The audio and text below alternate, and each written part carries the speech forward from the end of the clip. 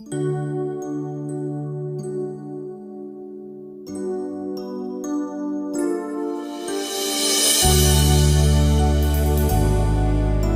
अब कुछ fundamental radio activity के लॉज देख लेते हैं हम लोग। रेडियो एक्टिविटी या फिर मैं कहूँ रेडियो एक्टिव लॉज, ठीक, बोर्ड्स के लिए बहुत इंपॉर्टेंट है, बहुत ज़्यादा इंपॉर्टेंट है। जेई एडवांस के लिए भी बहुत इंपॉर्टेंट है और जेई मेंस के लिए भी बहुत इंपॉर्टेंट है। क्यों? क्योंकि थ्योरी पे एक अच्छा सवाल बनाया जा सकता है जिसमें मैक्सिमम जनता गलत करेगी। क्यों? वो रिएक्शन याद करके रिएक्शन लिखना आ जाती है, सॉल्व करना आ जाता है, अल्फा बीटा न्यूक्लियर वो पॉली हाइपोथेसिस ये सब पढ़ के चले जाते हैं, है ना, सब alpha beta gamma beta plus beta minus सब पढ़ के चले जाते हैं और इन्हें छोड़ देते हैं, थ्योरी छोड़ देते हैं। तो देखिए कि बहुत सारे क्या कहते हैं एक्सपेरिमेंट्स, है ना, बहुत सारे एक्सपेरिमेंट्स, ओहो फ्लो में एक्सपेरिमेंट्स क्या हुए थे, क्या किया गया था, परफॉर्म किया गया था, है ना। बहुत सारे एक्सपेरिमेंट्स परफॉर्म किए गए थे, किनके द्वारा? भाई दो ही लोग, क्यूरी और रदरफोर्ड, इनके बीच पहले ही बात हो चुकी है ना। इन दो के द्वारा बहुत सारे एक्सपेरिमेंट्स परफॉर्म किए गए थे। एक मिनट में रिफिल चेंज कर लेता हूं जरा। चलिए लेट्स कंटिन्यू। हाँ जी, तो बहुत सारे ये एक्सपेरिमेंट्स क्या किया था, परफॉर्म किए गए थे, किनके द्वारा? क्यूरी और रदरफोर्ड के द्वारा। तो इन्होंने सम कह दिया था conclusions, conclusions of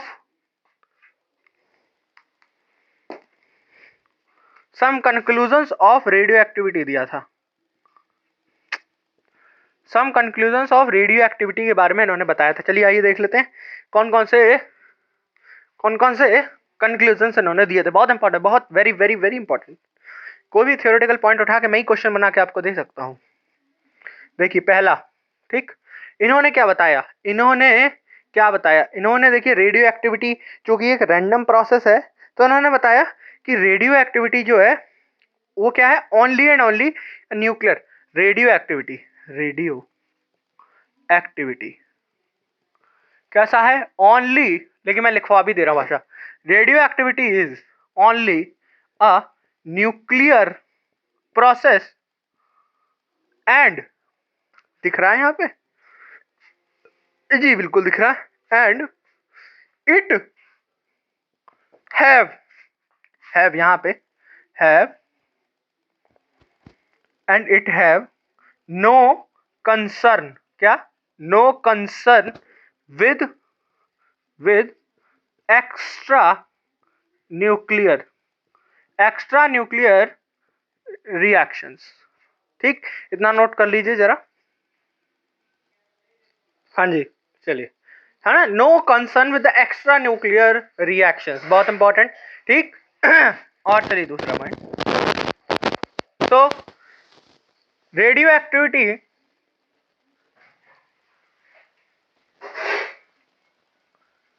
only deals with the nuclear reactions it has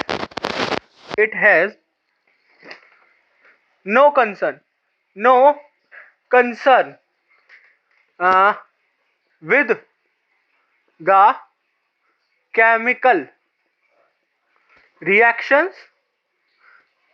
That's why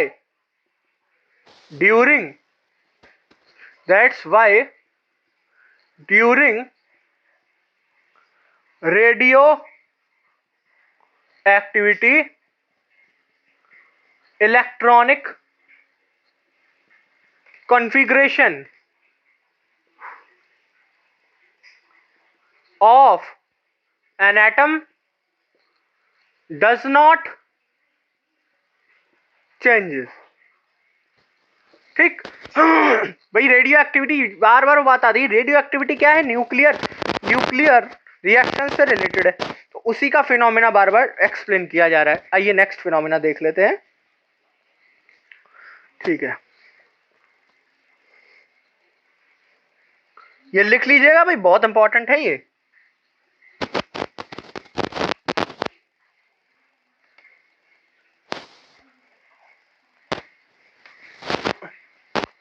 हो गया, एक इज नहीं होता। ठीक है, चलिए आइए नेक्स्ट पॉइंट लिख लेते हैं। क्या तीसरा हो गया था? क्या दूसरा हो गया था ना? 2 पॉइंट हो गए थे, अब तीसरा की बारी है। तीसरा, the study of radio activity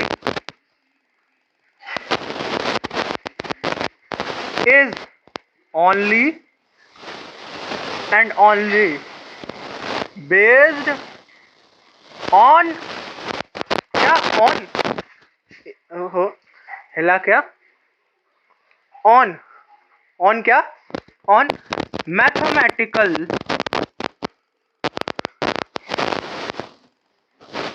probability. This applies which nucleus will integrate लिख दिया, disintegrate first is just a matter of probability. ठीक, कौन सा न्यूक्लियस पहले टूटेगा? क्योंकि क्यों? मैथमेटिकल प्रोबेबिलिटी के बेस पे होता है ना? तो कौन सा न्यूक्लियस पहले टूटेगा, कौन सा न्यूक्लियस पहले टूटेगा, ये ओनली एंड ओनली डिपेंड करता है उसकी रैंडमनेस पे, है ना? It is just a measurement of chance, है ना? जैसे अनबाइज्ड कॉइन्स होते, तो आप उछालते हो तो 1/2 1/2 कोई भी आ सकता है। ठीक, probability.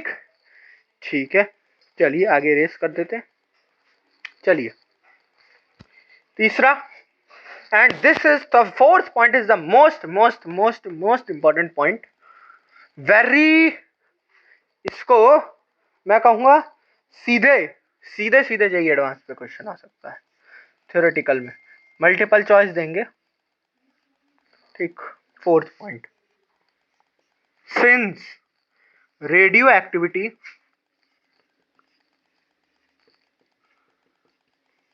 is just a matter of chance and randomness of the nuclei, hence we can conclude that overall density of disintegration over the whole volume remains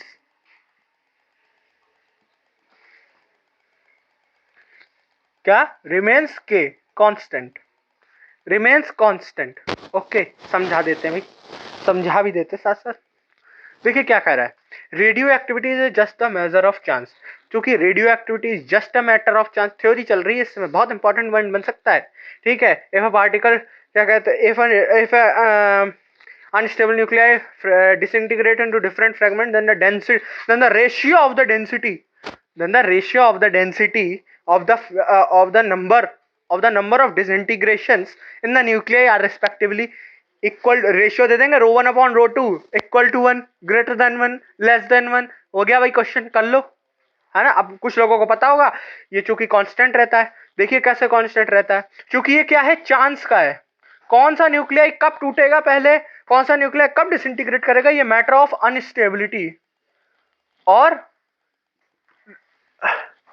radio nuclide reactions के ऊपर है। ठीक, अब देखिए चूंकि ये चांस पे डिपेंड है, तो हम ये कह नहीं सकते कि भाई, चूंकि आप पहले ही पढ़ा था कि मैथमेटिकल प्रोबेबिलिटी पे डिपेंड करता है, तो ये चांस है, तो हम ये कह सकते हैं यार कि कोई टूटा, कोई नहीं टूटा, कोई टूटा नहीं टूटा, ओवरऑल डिसइंटीग्रेशन हम मान सकते हैं। ठीक है, ओवरऑल डिसइंटीग्रेशन हम क्या मान सकते हैं, ओवरऑल डिसइंटीग्रेशन पर second, overall disintegration throughout the volume of the radioactive element, हम क्या मान सकते हैं, कांस्टेंट। भाई आप एक बात बताओ, ये न्यूक्लियाई है, मैं इस पे स्टार लगा रहा हूं जो फूटेगा, ये फूटा, ये नहीं फूटा, ये नहीं फूटा, ये भी नहीं फूटा, ये फूट गया, ये फूट गया, ये भी फूट गया, ये भी फूट गया, है ना, ये भी फूट गया, ये भी फूट गया, ये भी फूट गया।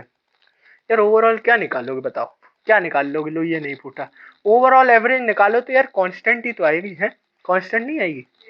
अब देखिए यहाँ से एक बहुत ज़्यादा जो है वो इम्पॉर्टेंट रिलेशन निकल के आता है, क्योंकि overall density of disintegration per second over the whole volume of the element remains constant. तो क्या लिख सकते हैं, क्या लिख सकते हैं ऑफ, क्योंकि ओवरऑल इक्वल है डेंसिटी, तो हम ये कह सकते हैं, हम ये कह सकते हैं कि चूंकि ओवरऑल डेंसिटी इक्वल है तो number of disintegration per unit volume per unit second जो है वो रिमेन्स कांस्टेंट रहेंगे ओवर द होल सब्सटेंस।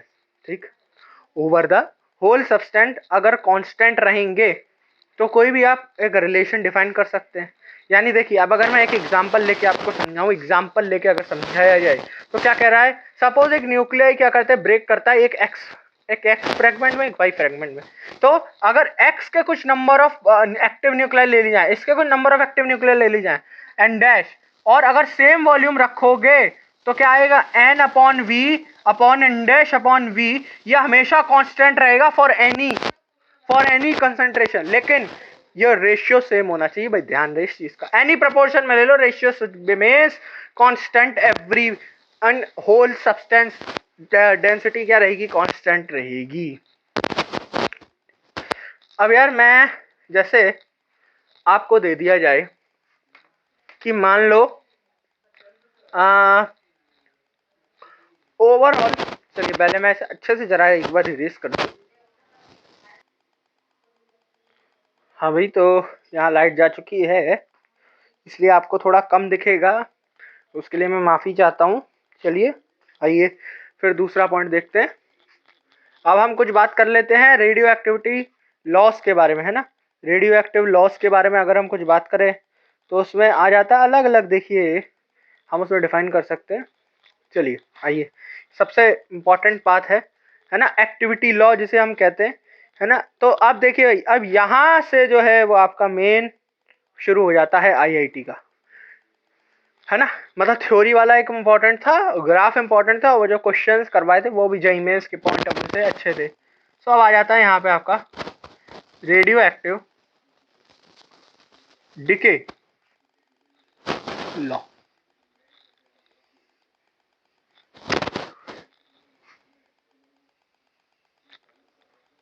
ये बोर्ड में आ सकता है, ठीक। और ये कह सकते हैं कि रेडियो एक्टिव डिके लॉ की इक्वेशन लिख के दिखाओ as a function of time, derive the equation of number of disintegration of the particles as a function of time। Easy है। रेडियो एक्टिव डिके लॉ, देखिए रेडियो एक्टिव डिके लॉ कहता है कि किसी भी सैंपल की आप लिखेंगे this law tells us that activity of any sample, activity of any sample, है ना, any radioactive sample is directly proportional आपको पूरा लिखना होगा, directly proportional to number of disintegration, disintegrating active, disintegrating क्या, active nuclei, This law tells us that the activity of any radioactive sample is directly proportional to the number of disintegrating active nuclei, जिसे हम क्या कहते हैं, N।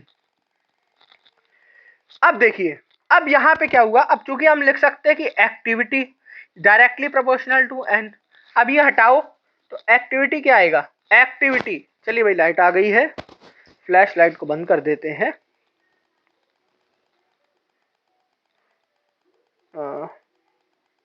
हाँ जी, तो activity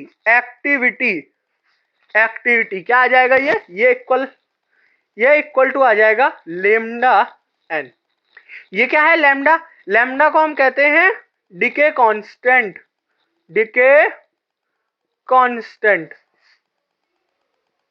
decay constant. ठीक, अब देखिए हमने क्या डिफाइन किया था, हमने ये डिफाइन किया था कि चूंकि activity is equals to minus का dN/dt, activity is equals to minus का dN/dt, और यही इक्वल टू लेमडा एन हो जाएगा। अब चूंकि ये इक्वल टू लेमडा एन हो जाएगा, इसे यहाँ पटको, इसे यहाँ पटको, तो ये हमारे पास आ जाएगा ln n। ठीक, डायरेक्ट कर रहा हूँ भाई, लिमिट लगा दो, कहीं पार्टिकल थे n0 जो कि स्टैंडर्ड माना जाता है और कुछ हो गए n, equals to minus lambda, कुछ टाइम 0 से t में t हो गया। अब ये देखिए इक्वेशन, अभी आएगी ln n minus ln n0, तो आ जाएगा ln n/n0। तो इसको e को उधर पटकोगे तो e की पावर माइनस लेमडा टी, और n is equals to n0 e की पावर माइनस लेमडा टी। देखिए रिलेट कीजिए केमिकल काइनेटिक्स, ध्यान दीजिए यहाँ पे हम लोग क्या लिखते थे, एटी, जिसे हम क्या डिफाइन कर सकते, क्या करते थे, एक्टिविटी, है ना, एटी अपॉन, अब एक्टिविटी मुझे इतना ज्ञान नहीं है केमिकल काइनेटिक्स के बारे में, इसलिए बता रहा हूँ एटी, लेकिन ऐसी कुछ था जिसमें शायद फर्स्ट ऑर्डर काइनेटिक्स, हाँ, क्योंकि सारी की सारी, यस एक पॉइंट रह गया था, nuclear reaction are, nuclear reaction follow first order kinetics, not all, not all, not all. अभी मैं एक बहुत,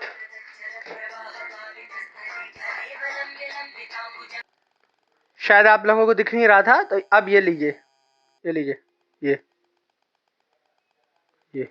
है ना, तो इसको भी कुछ शायद ऐसे ही डिफाइन करते थे शायद, हाँ यहाँ पे कुछ ln, हाँ ln AT/A0, ये वही है इज इक्वल्स टू KT, है ना, KT, ये KT आता था, हाँ जी, ये देखिए, ये ठीक है ये, लेकिन अभी आप देखेंगे साइमल्टेनियस न्यूक्लियर रिएक्शंस की अभी हम बात, अभी देखिए वो साइमल्टेनियस वाला अभी चक्कर बाद में आएगा, तब तक पहले इतना नोट कर लीजिए, this is very important, this formula very important, n is equals to n naught e की पावर माइनस लेमडा टी, जल्दी से याद कीजिए, n is equals to n naught e की पावर माइनस लेमडा टी। इससे आगे चलते हैं और फॉर्मूले हम प्रूव करते हैं, आइए प्रूव कर लेते हैं और फॉर्मूले, चलिए भाई जल्दी जल्दी जल्दी जल्दी, चलो चलो चलो चलो चलो, एक तो ये इरेज नहीं होता, चलिए ठीक है, यहाँ पे इसको संभाल के रखो, n is equal to n naught e की power minus lambda T.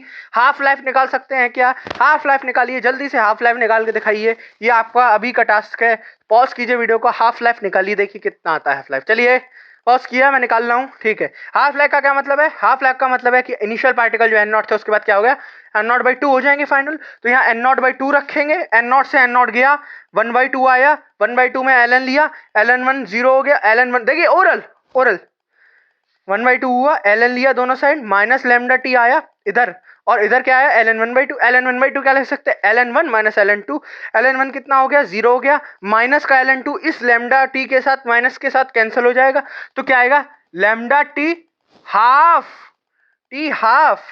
Is equals to, क्या आ जाएगा, ये आ जाएगा ln2 ओरल, ये आपको आना चाहिए भाई, इतना आईआईटी के स्टूडेंट्स को आना चाहिए oral, ln/λ, this is the half life, easy, इसकी वैल्यू रख दो 0.6, कोई जरूरत याद कर लो वैसे, ठीक है 0.693, वरना क्या होता है 2.303 लॉग बेस 10 2, ये आपने आयोनिक इक्विलिब्रियम में पढ़ा होगा, 0.303 simple, 0.693/λ, this is the half life, this is the half life। आइए नेक्स्ट फॉर्मूला प्रूव कर लेते हैं, ये बहुत इंपॉर्टेंट फॉर्मूला है, बहुत ज्यादा, वेरी वेरी, इसको मैं कहूंगा, ठीक, अब देखिए, since n is equal to n naught e की पावर माइनस लेमडा टी, ठीक, अब मैं क्या कहूं, ठीक, मैं भाई कहता हूं, मैं क्या कहता हूं सिंस टी हाफ क्या था, टी इस बार इससे डिनोट कर रहा हूं, टी हाफ क्या था ln2/λ, टी हाफ करस्पॉन्ड कर रहा है ln2/λ से। तो अगर हम कहें कि at any time T, at any time T हम लोग लिख सकते हैं कि ln2/λ टी हाफ, यही तो है ना, ये काट मत देना इससे, ln2/λ से, ये गिवन होगी यार, एक उसकी अलग अलग होती है ना, इनटू टी, है ना, ये काट मत देना वरना फॉर्मूला बनेगा ही नहीं। ln2/λ इंटू टी करस्पॉन्ड, है ना, करस्पॉन्डिंग, इसको यहाँ डालो, इसको यहाँ डालो, n is equal to n naught e की power minus lambda t, minus lambda, क्या करें अब, बोलिए, लैम्डा से लैम्डा क्या कट जाएगा, क्या बिल्कुल कट जाएगा जी, माइनस का ये माइनस, देखिए ओरल लैम्डा से लैम्डा गया और ये टी की जगह ये आया ln2, माइनस का ln2, और ये टी वाला टर्म एक आ रहा है, अच्छा ठीक है, ln2, चलिए आइए देख लेते हैं यार, ये ओरल में थोड़ा सा मिस्टेक ना हो जाए। n is equal to N naught E की पावर माइनस लैम्डा से लैम्डा गया, माइनस ln2 में 1/2 आया, ये आएगा ना, 2 कर लो ना यार, क्या है दिक्कत है, ln2 और माइनस का t/t, ये कर लो ऐसा, ठीक, ये हो गया, अच्छा बहुत बढ़िया, बहुत बढ़िया जी, बहुत बढ़िया, इतना कर लिया अपन ने प्रूफ, ठीक। अब क्या करो, गलती कर रहा हूं क्या मैं, सब सही है ना, हाँ जी सब सही है, ठीक है, चलिए तो आगे देख लेते हैं। अब क्या करो बताओ, क्या कर सकते बताइए, अच्छा ई को हटाओ, n/n0, ln लो, ई को हटाया क्या आया, ln2 आया ना, ई को हटाने के बाद आया ln2, यही कर सही किया क्या मैंने, ln2 इंटू माइनस टी की पावर टी, ये आया यहाँ ln कंपेयर, हाँ जी ठीक, n इज इक्वल्स टू, देख लो भाई मैंने क्या किया, ln t ये कंपेयर कर दो, एंटी लॉग ले लो, ठीक, कंपेयर कर दिया, काटना नहीं होता, काटा नहीं जाता कभी भी फंक्शन को, t की power minus t/t, very important, this is the half life of given radioactive nuclei, very important, very important. आइए कुछ एप्लीकेशन देख ले क्या, कुछ एप्लीकेशन देख लेते हैं, नहीं एक मिनट, उससे पहले चलिए एप्लीकेशन देख लें क्या, आइए चलिए एप्लीकेशन लिख लेते हैं, चलिए, ये कह रहा है the half life of a radon, the question is, क्या कह रहा है, देखिए कह रहा है half life of a radon, half life of a radon, मैं क्वेश्चन लिख देता हूँ, अच्छा एक पॉइंट और रह गया, जरा एक ये वाला पॉइंट और लिख लीजिए, हाँ मीन, भाई कोई लिख के तो लाते नहीं है, सिर्फ क्वेश्चन ही होते हैं लिखे हुए, तो ये तो भूल जाते हैं ना कौन कौन से पॉइंट पढ़ाने, mean life, don't confuse with half life, this is mean life, this is average life, T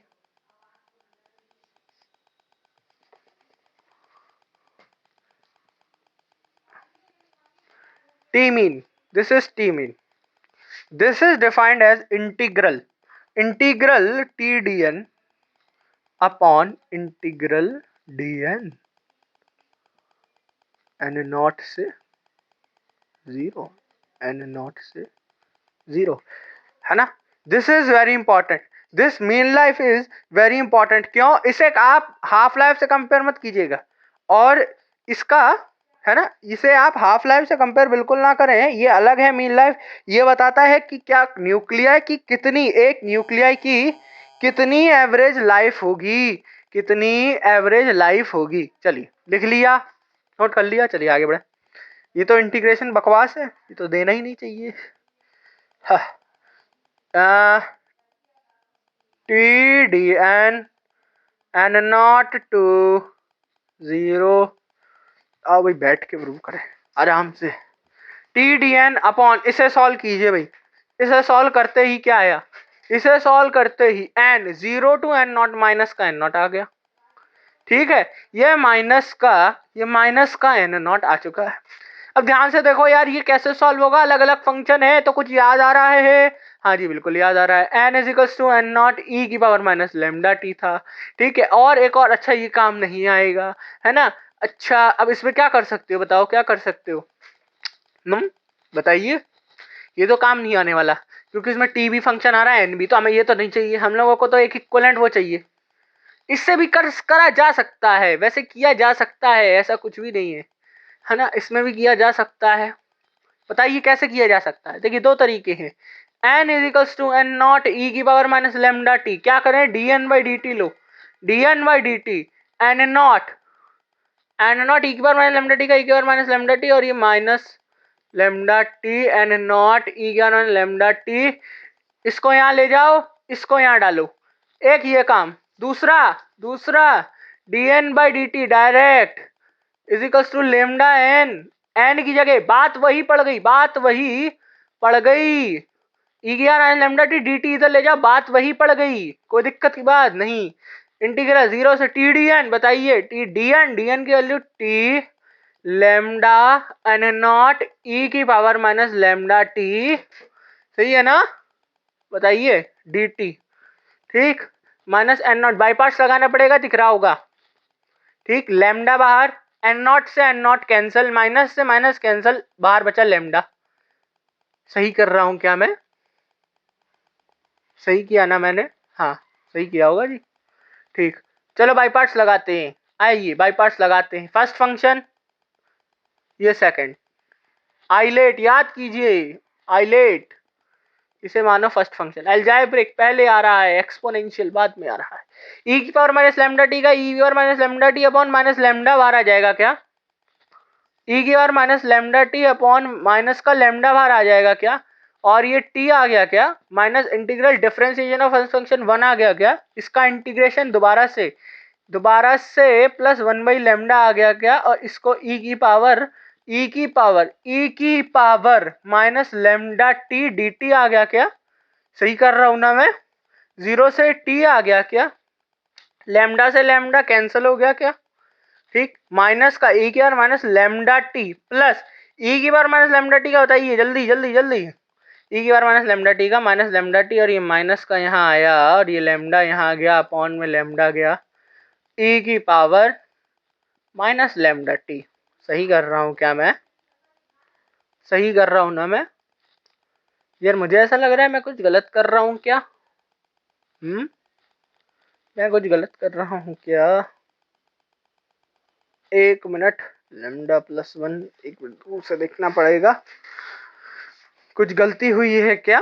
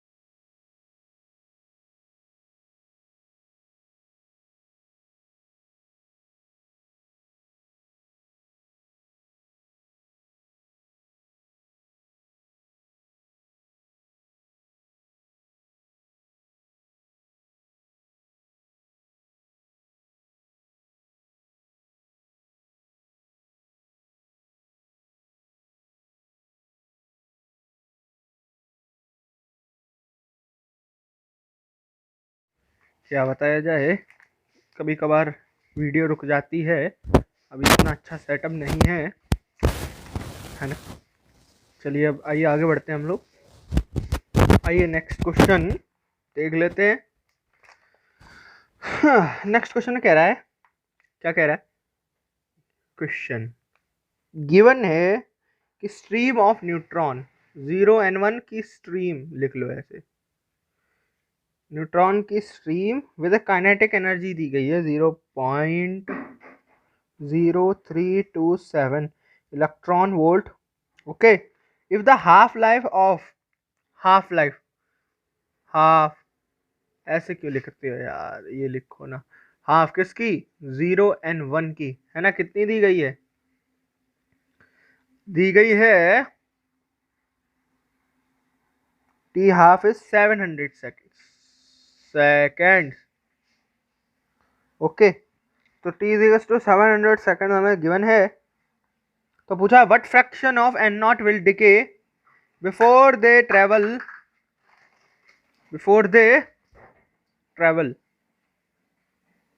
हाँ, before they travel a distance of 10 kilometre, यानी 10 किलोमीटर तक ट्रेवल करने के बाद उसकी क्या होगी, उसमें हाँ what fraction of N naught will decay.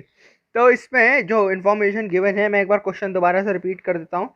There is a stream of neutron with kinetic energy और 0.0327 हाँ, if the half life of neutron is 700 seconds, what fraction of neutron will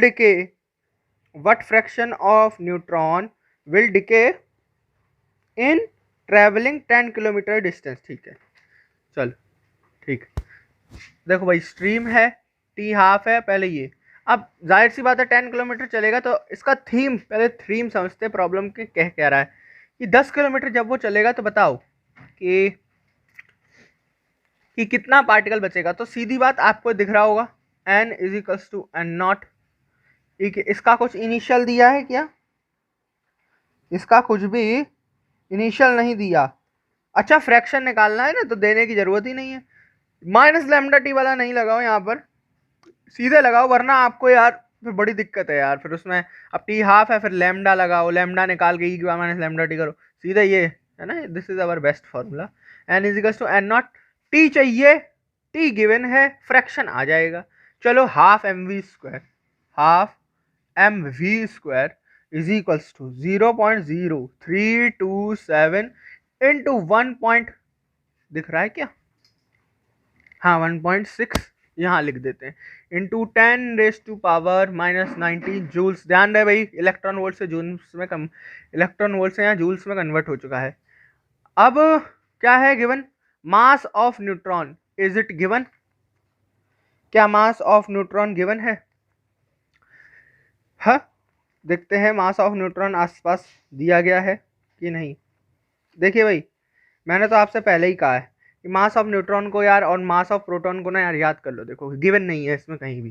तो क्या होता था, हाँ 1.00865 AMU है ना, ये होता था न्यूट्रॉन का मास। हाँ, और शायद प्रोटॉन का 1.007825, यार ये कंफर्म नहीं होगा, कंफर्म कर लेते हैं, है ना, इसमें गिवन होगा और क्वेश्चन में।